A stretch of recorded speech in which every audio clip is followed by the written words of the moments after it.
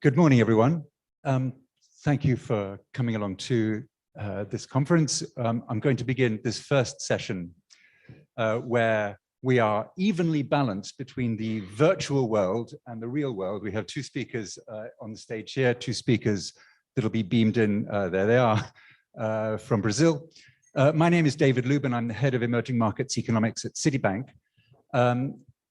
I'm going to, and I'm very glad to say that the four speakers we have are highly qualified representatives of four institutions that are key to understanding Brazil's green transition.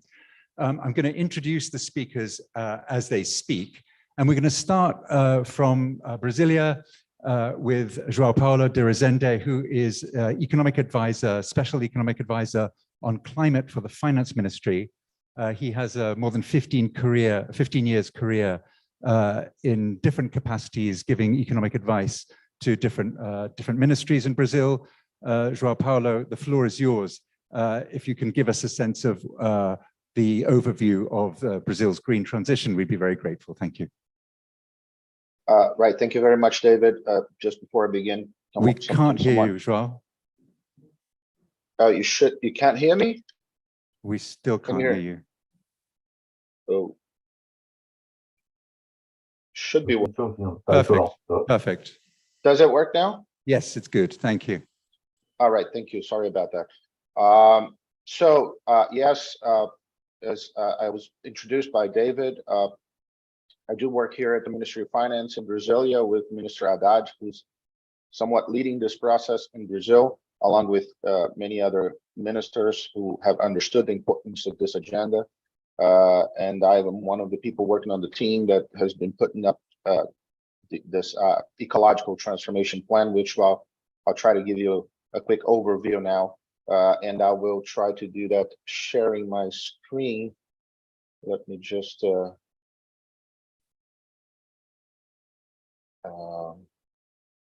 can you all see the presentation? That's good.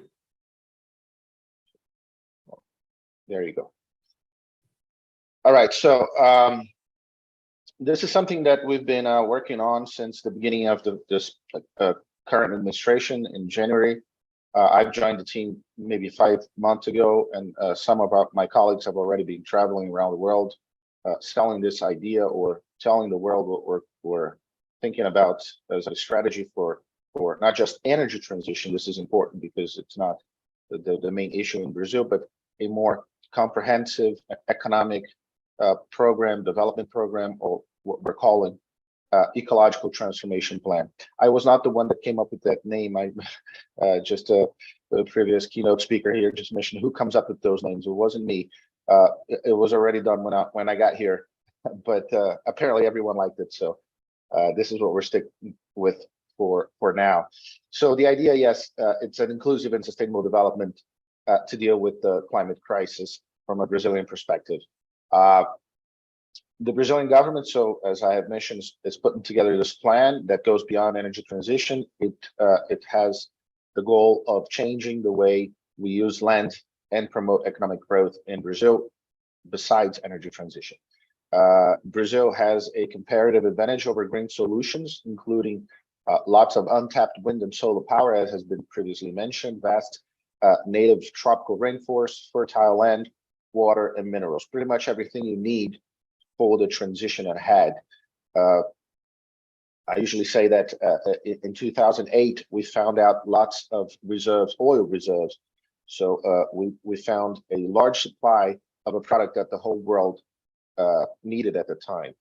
And now with the climate crisis and all the agenda on climate change, the world has found a demand for all the resources that Brazil has historically had in abundance.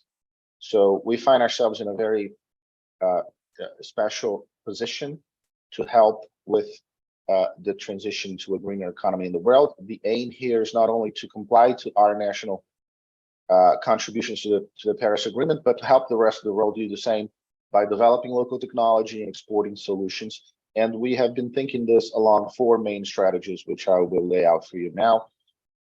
So the first one is to decarbonize quickly, right? We've just recently announced a step up in the NDCs from Brazil. And and they would be mainly focused, of course, on those areas where we are great polluters. The numbers on the brackets there are the rough estimates, just to make it simpler to understand, of our carbon emission in our economy. So 40% is in forests, burning down forests mainly, and we have been fighting that with command and control, which has been recently restructured, our program here for fighting deforestation, and we have been glad to see a 48% drop in deforestation if compared to last year.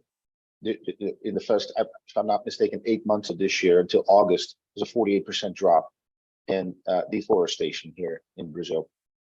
And we also expect to count on international payment for climate services. This is something we've been working on with our environmental ministry to try to bring in money from philanthropy and also government donations to keep the forest standing, as it does provide a public service to the rest of the world in the form of capturing or not releasing carbon.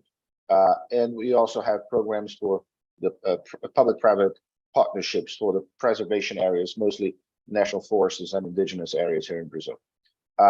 In order to tackle the challenge in agriculture, which is also a very difficult one because it's such a key part of our economy, we've been thinking about and already actually have started introducing green conditions for accessing what we call here in Brazil Plano Safra, or the crop financing program, which is something that the federal government coordinates every year.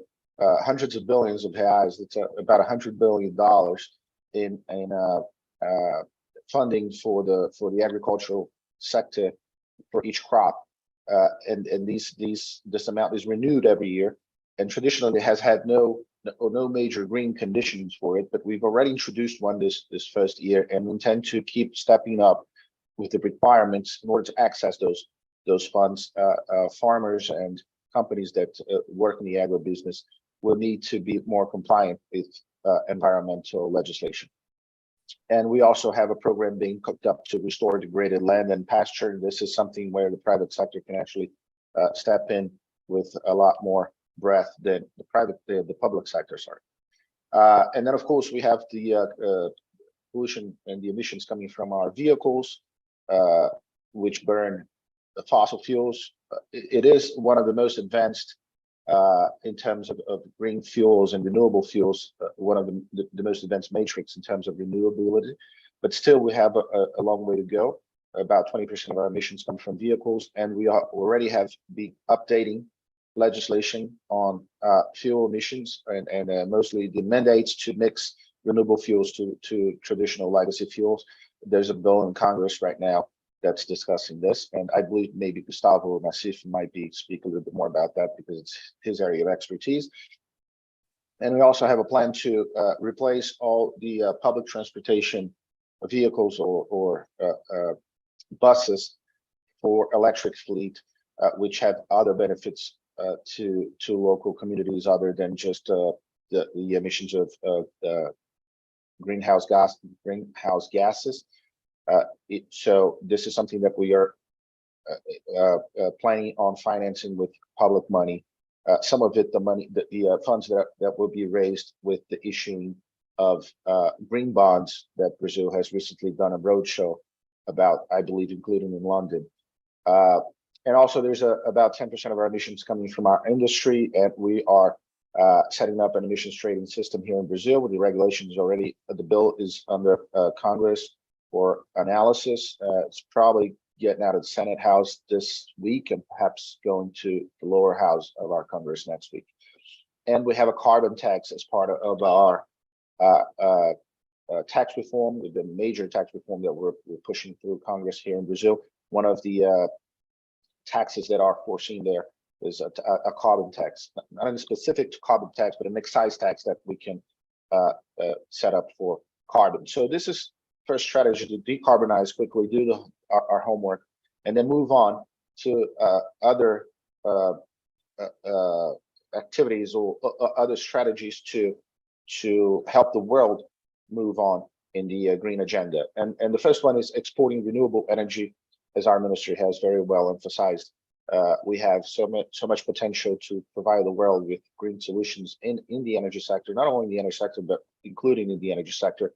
So one of the things we're doing here is clearing up regulatory barriers for private investment in renewable energy. Many of these products that are now coming up have not had a regulatory framework in place for them to be developed, and so we're working on green diesel, which is HVO, and sustainable aviation fuel, regulation on offshore wind power generation, hydrogen or low carbon hydrogen, and carbon capture and storage.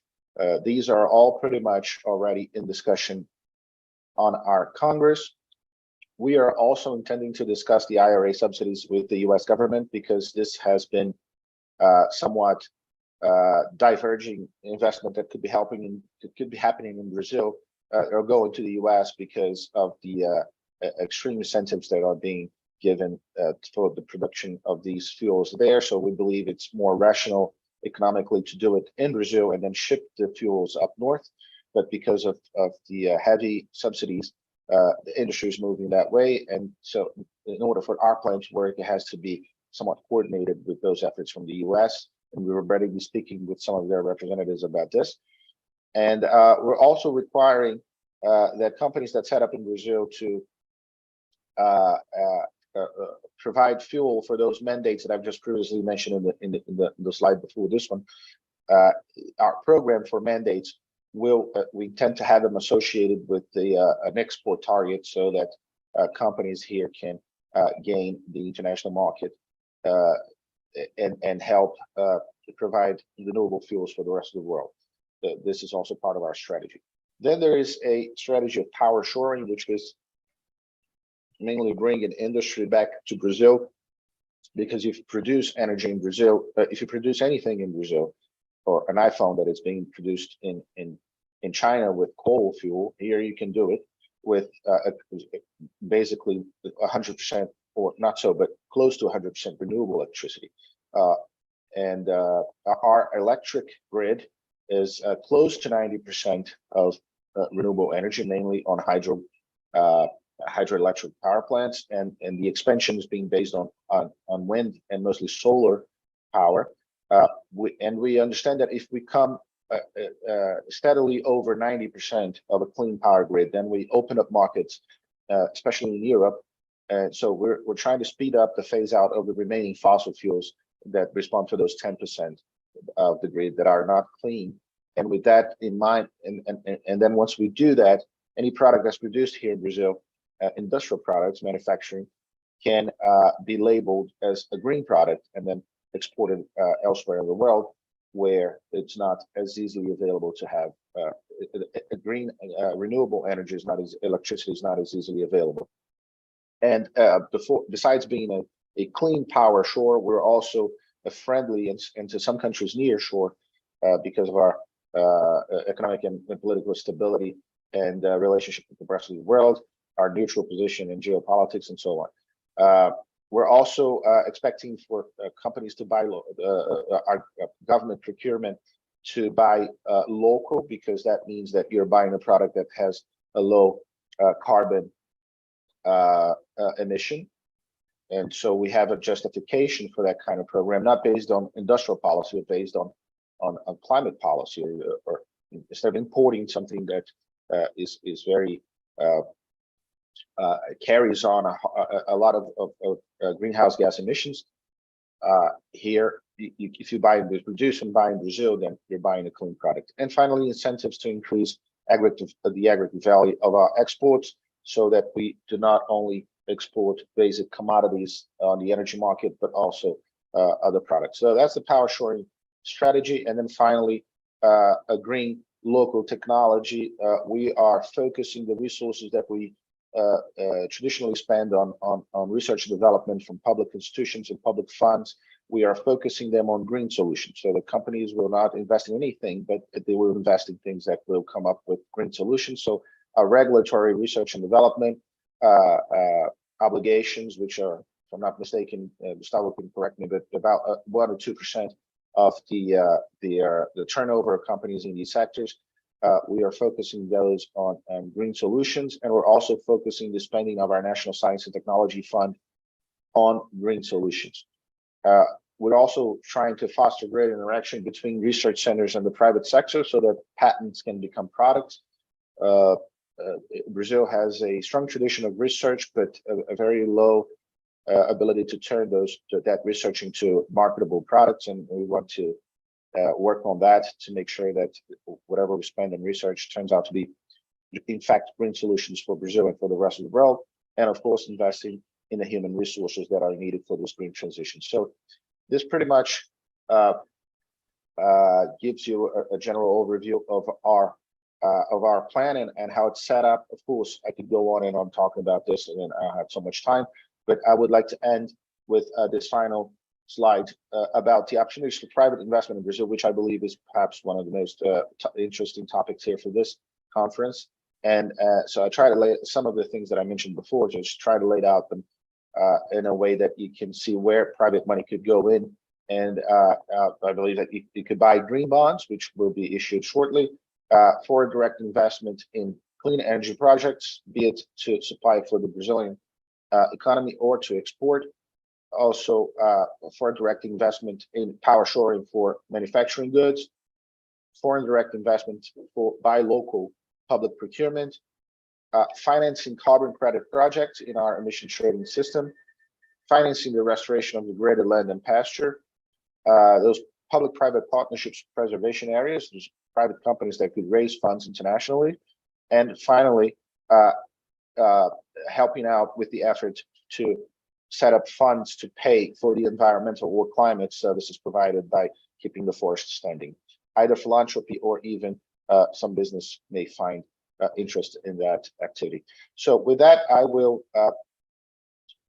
close up and give the floor back to David. Thank you very much. Thank you very much. Sharing this. Thank you, João. That was extremely helpful opening remarks to set the stage for the rest of the discussion. Let me bring the discussion now back to the room and introduce Nabil Kadri, who has 20 years of experience in implementing social environmental policies, is currently the Deputy Managing Director for the Environment at BNDES, an institution which of course is crucial in Brazil's energy transition, being the custodian of the Climate Fund and the Amazon Fund. Nabil, please tell us what you have to say. Good morning, all. Good morning, David. Thanks for the invitation, Minister Patriota. It's a pleasure to be here. It's the third time that I've been in the Green Finance Day here at the embassy in different positions.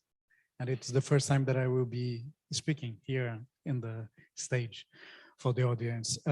It's very interesting to talk on sustainability and energy transition when we talk about BNDES.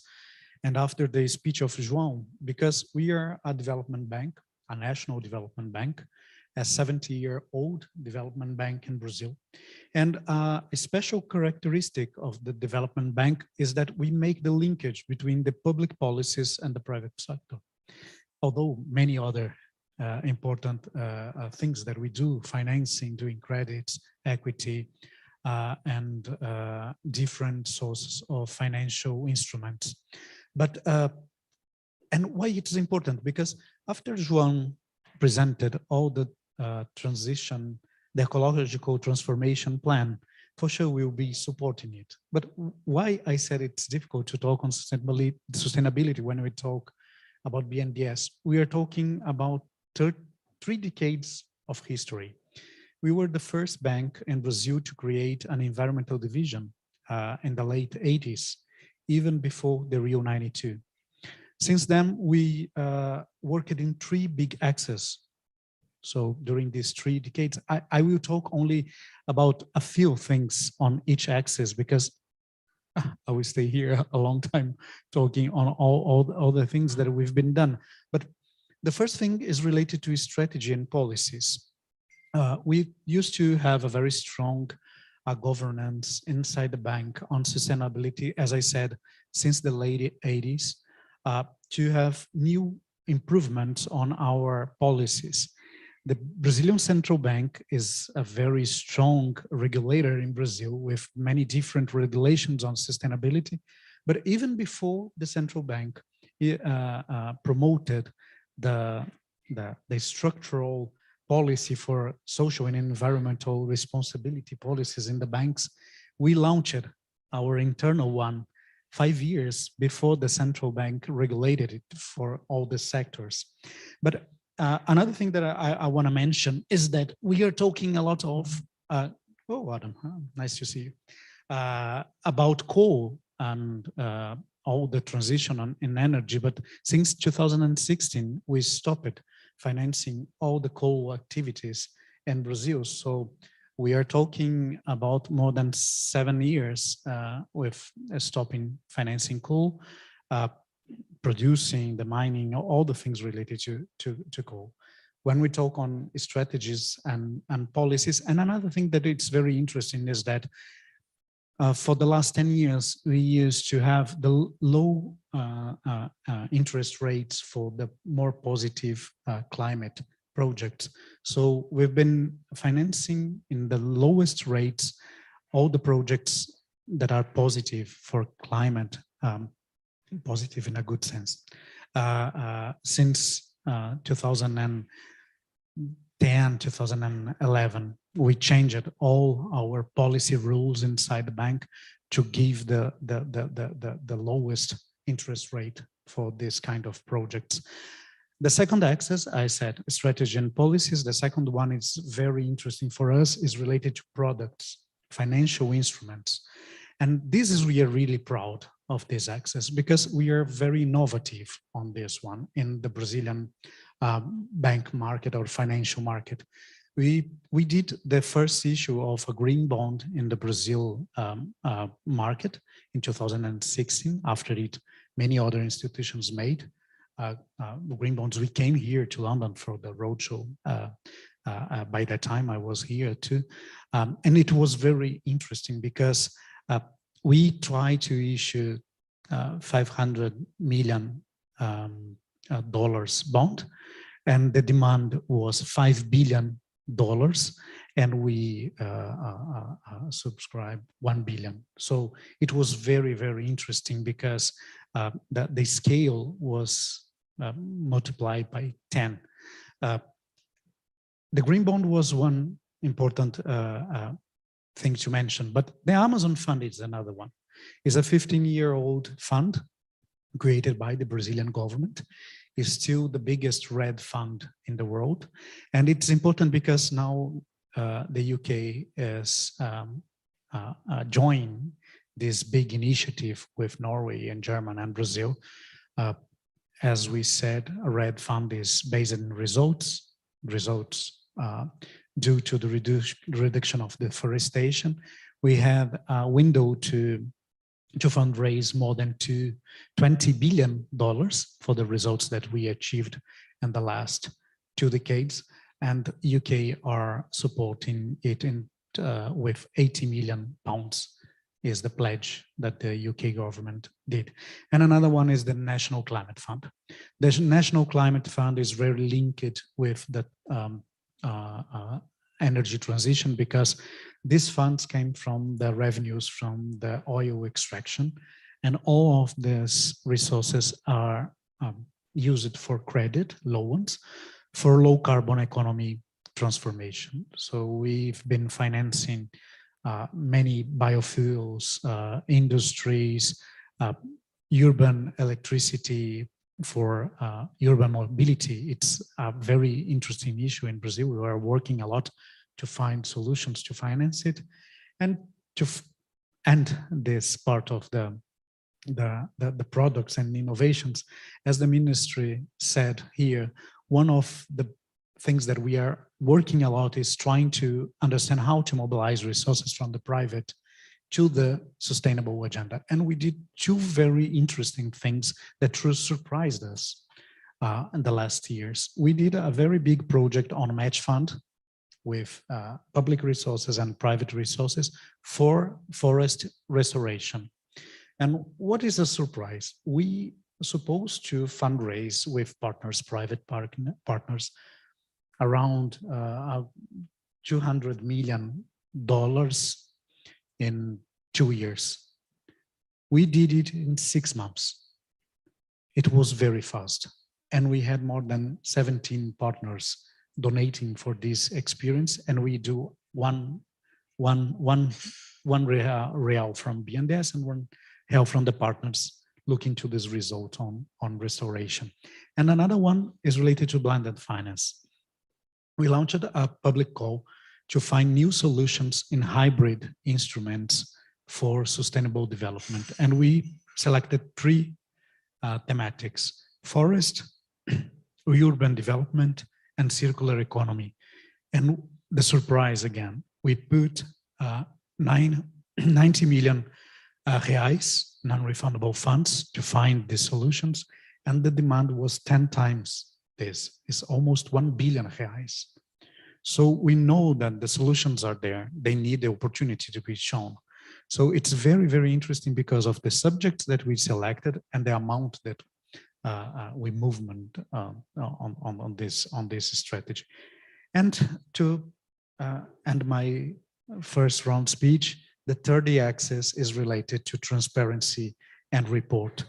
And just to give you one example, and one very interesting example, we worked a lot to make a NDC portal to report how we are supporting the contributions of Brazil to achieve the NDCs. And again, a surprise, since 2015 till now, 7 years working, we calculate and or estimate that we contributed to avoid more than 100 million tons of CO2 in the atmosphere. And what it means 2 decades without any car or vehicle here in London. If you stop all the cars and vehicles here in London for 2 decades, is the amount of CO2 that BNDES support avoiding the emissions since 2015 till now, only looking to 7 sectors, because we are doing it with CO2 calculators, with second opinion. So it takes time to go through all the portfolio. But once we take only these 7 sectors, we have this kind of results. So David, we have a lot of things to share here. As I said, we have many different deliverables for these 3 big axes. And it's a pleasure to be here with Isabela and Gustavo and João. Thanks. Thank you. Thank you very much, Nabil. We're going to stay in the room. I'm going to turn to Isabela Damaso Maya, who has 20 years of experience at the central bank in areas surrounding risk management, strategic asset allocation, particularly with respect to the asset side of the central bank's balance sheet. She is now the head of sustainability at Banco Central. And I guess the question, Isabela, is what does a sustainable financial system look like in Brazil? Thank you very much, David. Thank you, Ambassador, for inviting us for this event. It's a great opportunity to share with you some of the involvement, commitment of the central bank in the sustainability agenda.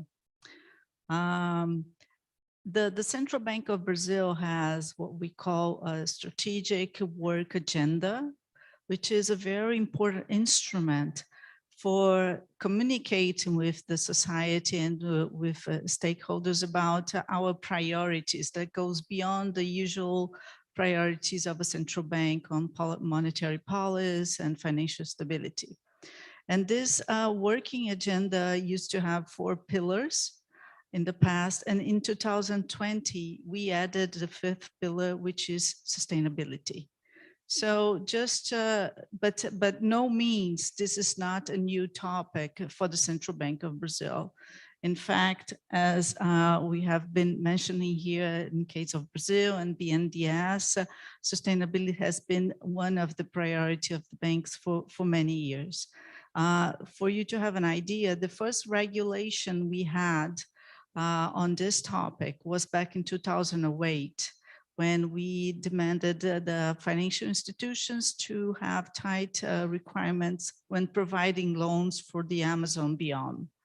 Then after that, in 2014, we requested the financial institutions to establish a social environmental policy, as he has mentioned. And so just to put this initiatives in the international discussion context, It was in 2015 that Mark Carney gave that remarkable speech here in London at the Lloyd's, when he warned us about the impact of climate change in the economy. It was 2015. After that came the Paris Agreement, also in 2015, and the TCFD, which was an initiative to promote the disclosure of financial risk related to climate, right? So it was pretty much before that the central bank had concerns and initiatives in this case. In 2017, it was created what we call NGFS, which is a network of central banks and supervisors for greening the financial system. And so the agenda, the sustainability agenda, was created in 2020 as this topic became more frequent in the international discussion. So we wanted to show how strategic this topic was for the central bank. We joined the NGFS also in 2020. And we have many initiatives in this agenda. The agenda has 5 different pillars, which are inclusion, so where we try to facilitate the access to the financial system, competitiveness, where we try to promote competition, and like we have initiatives like PIX and open banking. We have education, where we promote initiatives to have more conscious decisions of the population when this, on finance, right? We also have transparency, which is to bring more to transparency for the information there is created by the financial system and the Central Bank of Brazil, and the sustainability, which we want to guarantee the flow of funds for sustainable investments, and also that the financial institutions are aware and are managing correctly the risk, the ESG risks. And we have initiatives that go from regulation, supervision, policies, internal measures, and partnerships. So the agenda is quite dynamic and involve measures for the central bank as an institution, and as well for the national financial system. And we have a couple of initiatives which are quite important to mention here. I will start with the regulation. So in 2021, the central bank has published a regulation where we have demanded the financial institutions to disclose their financial information on climate, environmental, and social risk.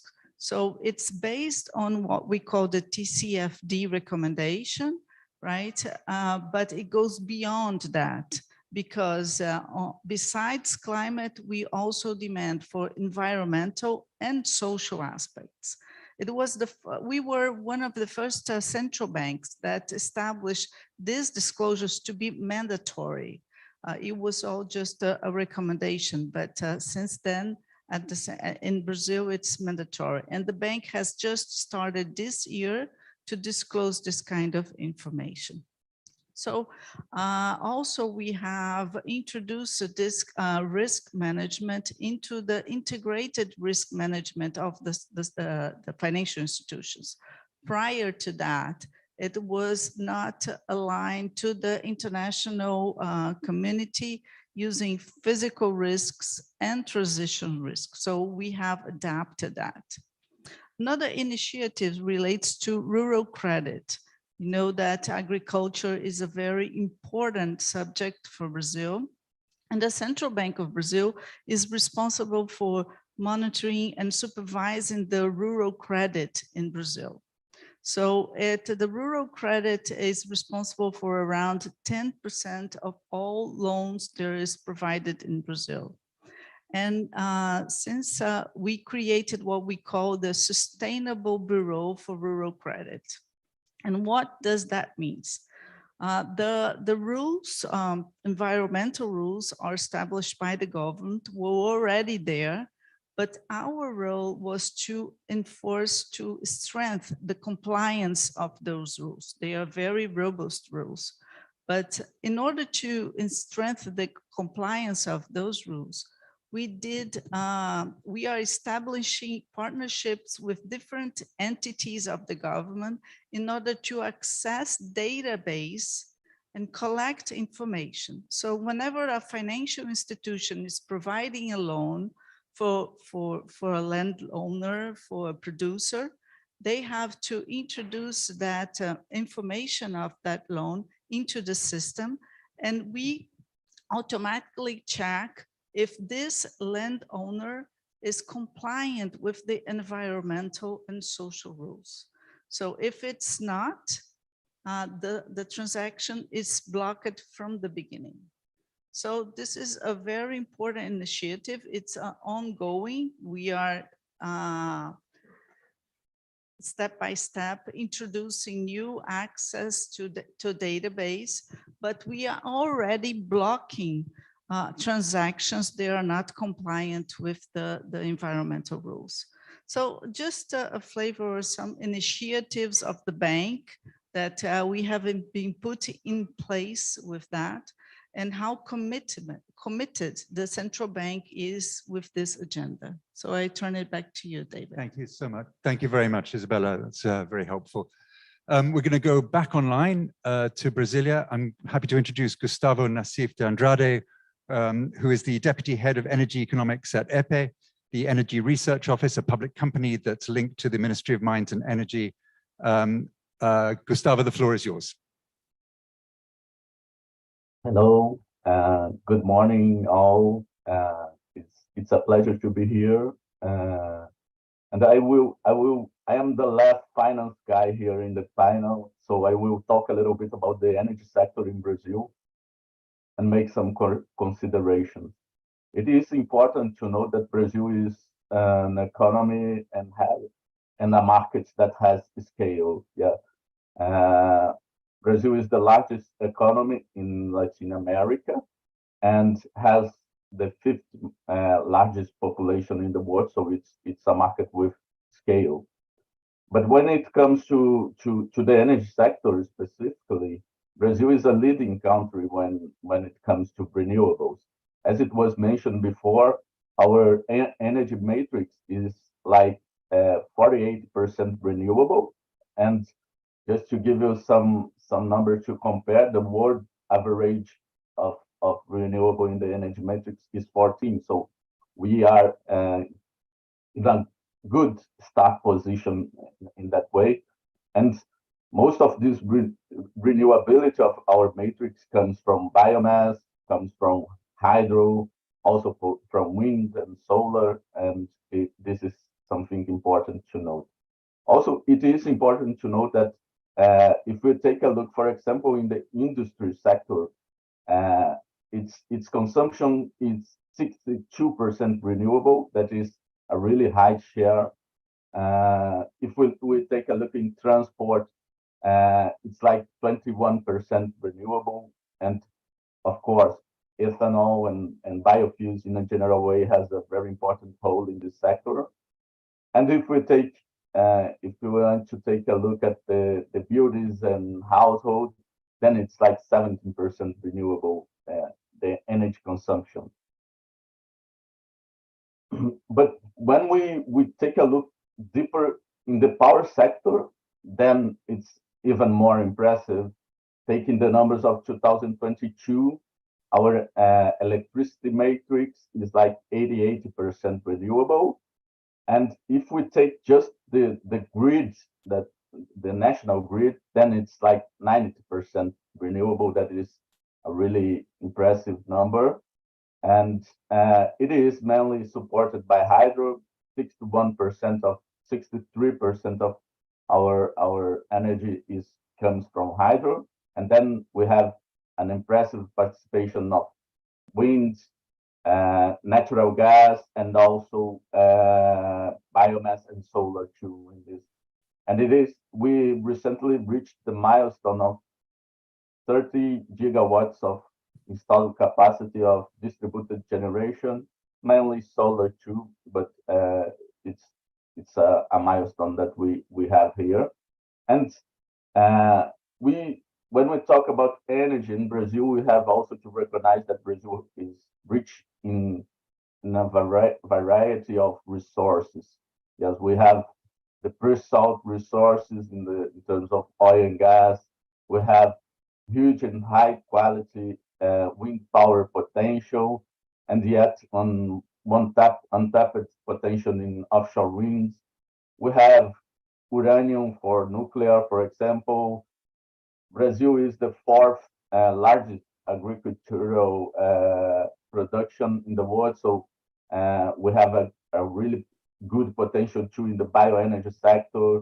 We have excellent irradiation levels, so solar is also really strong here.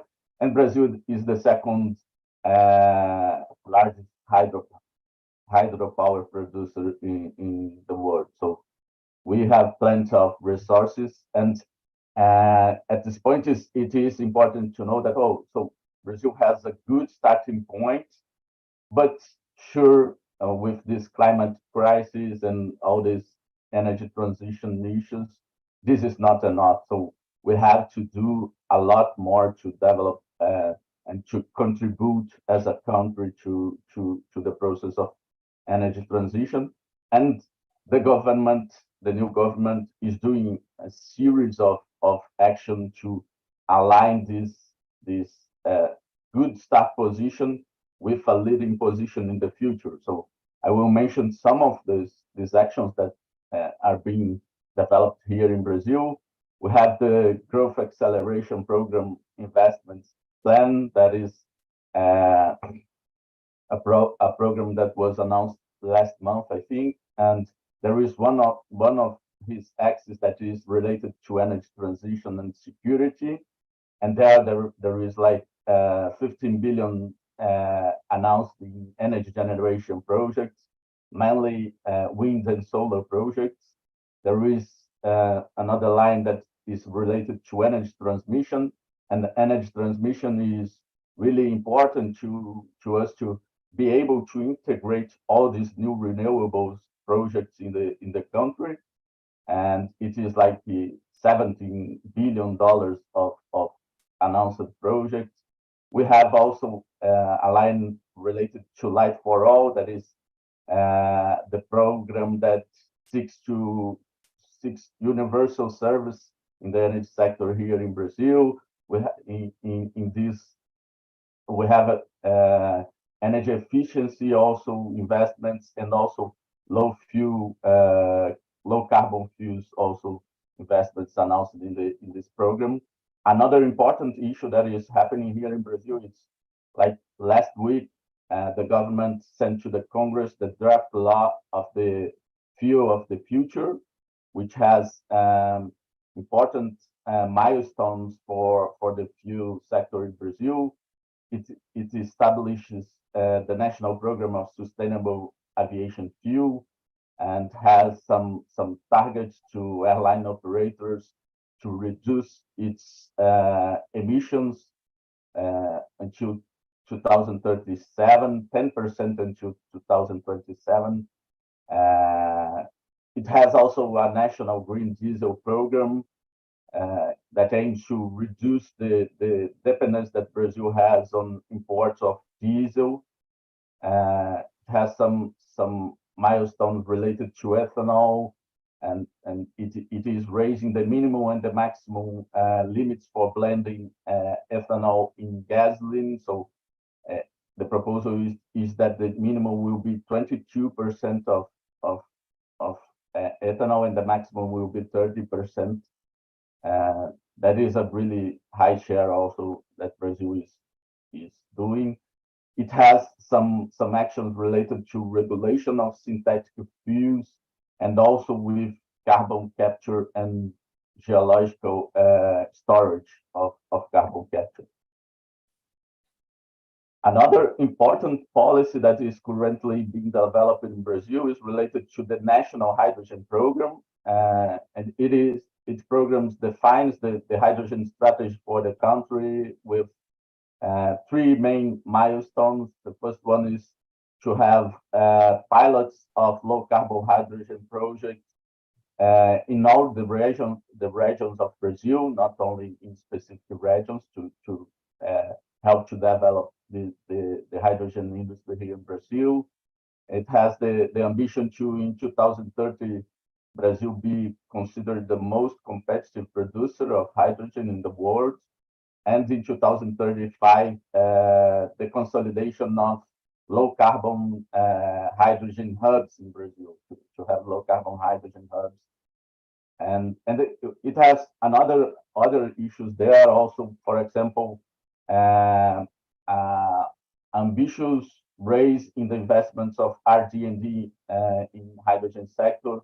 We are proposing to multiply by 7 the investments considered in 2020 until 2025, multiply by 7 the investments in RD&D investments in the hydrogen sector here in Brazil. Another important also action that the government is making, it is the energy from Amazon. And this is important because Brazil has, mainly at the Amazon region, has several isolated systems that runs based on diesel. And the government is developing this program to develop and deploy new renewable solutions in the Amazon region. So it was also announced a few months ago, and it will be implementing in the coming months. Gustavo, in the interests of time, I'm going to cut you off, I'm afraid, because we really are running short of time. The good news is we've had almost 45 minutes of extremely useful content. The bad news is we're now very, very short of time. I want to ask you in the room if you have any questions for any of the panelists. But before I do that, I want to kind of just make the point that, you know, this conference is taking place only 3 weeks after the government's Sustainable Sovereign Bond Framework was published. And I guess the question I want to put to João and Nabil particularly is the Sovereign Sustainable Bond Framework, as I understand it, is primarily designed to recapitalize the climate fund. And I wondered, first of all, João, if you could tell us if that's true. And secondly, if the press reports that I've seen suggesting that a 50 billion reais climate fund is the ultimate target, is that true? And is it the case that the Sovereign Sustainable Bond Framework is the principal main, or is the main method by which the climate fund will be recapitalized to that extent? Yes, hi, can you hear me? Yeah. Right, so your first question, yes, the idea is to direct most of the funds that are raised to the climate fund, most of the revenues or the funds that we can tap, have them go to the climate fund. But I'm afraid I cannot give you any further information in this because of the silence period right after the framework was announced and the roadshow ended.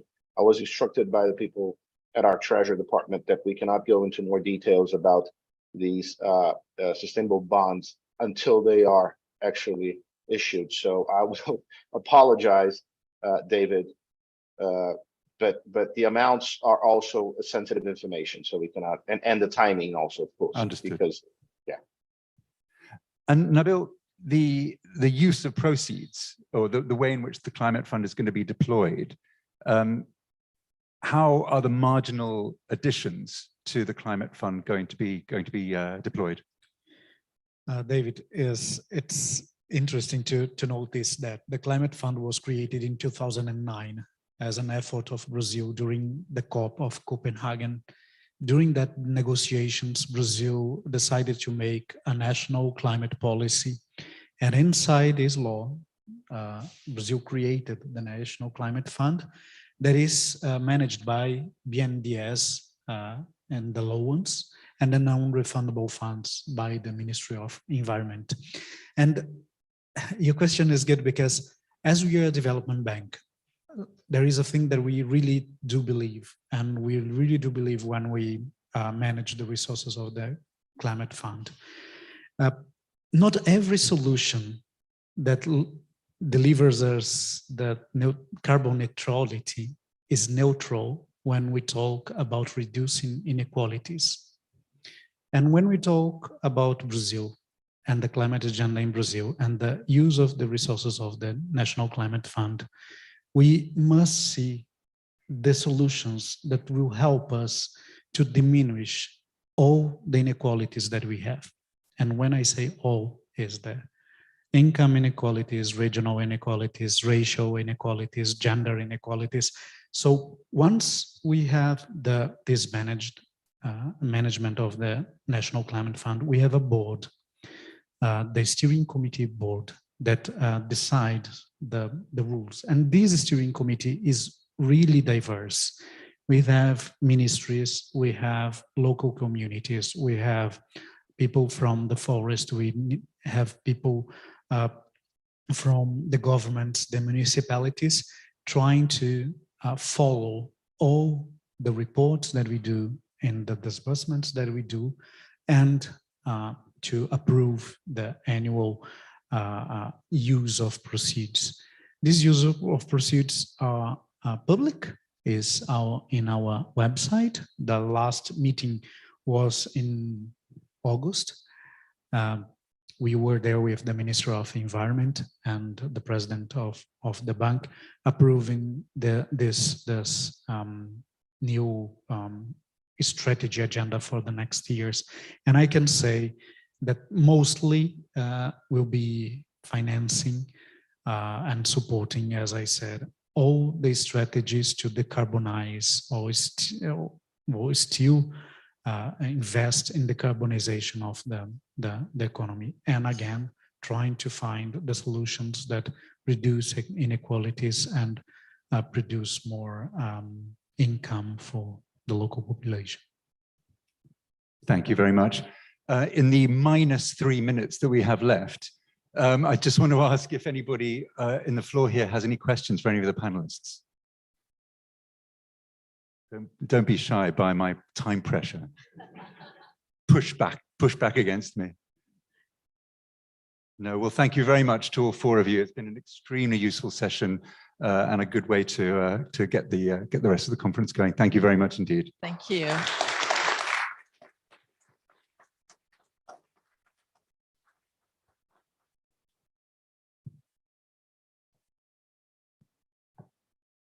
Thank you. Thank you very much to the panelists, to the moderator. Thank you very much for the information you presented. In the spirit of time, we have 5 minutes until panel 2. So my suggestion would be that we go straight to panel 2. If anyone would like to have some refreshments, please do, but I would like to invite the moderator and the panelists to take the stage. We need another chair. Yep. And I think the lady from BP would like to present some slides. It's all good. Thank you very much.